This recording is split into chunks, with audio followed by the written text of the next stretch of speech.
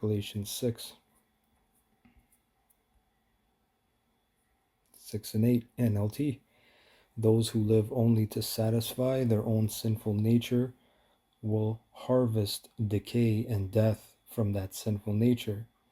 But those who live to please the Spirit will harvest everlasting life from the Spirit. So let's not get tired of doing what is good. At just the right time, we will reap a harvest of blessing if we don't give up. See, he that endureth till the end, the same shall be saved. And there's a lot to endure, right? The book of Acts also says, through many tribulations shall we enter into the kingdom of heaven. So there's many things to overcome, but we can't get tired. Akiam and Aquathium. All right, you brothers and sisters, we can't get tired, man.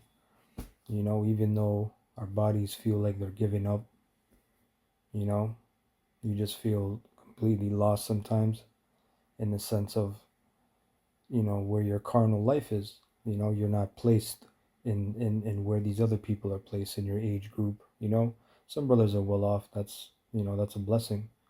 But the majority of brothers, you know, and even those brothers that are well off, man, everybody's being persecuted and tried and tested, right? But a lot of brothers just feel out of place, you know, like I'm not supposed to, you know, I'm not doing the things that I'm supposed to be doing to the best of my ability, because the flesh, again, is pulling you, but we have to overcome it with the Spirit. And then when we overcome it with the Spirit, the flesh is also screaming at you, trying to pull you away, you know, saying, hey, you're supposed to have this possession, and then you might get carnal, and, you know, you get these different, you know, jealousies, greediness, covetousness. That's what this lesson is about. You know, this lesson is about covetousness and heaping. You know, heaping unto yourself carnal things. Verse 9. So let's not get tired, right, of doing what is good. And it doesn't pay to do what is good. In this kingdom, you have to remember, you sin to win.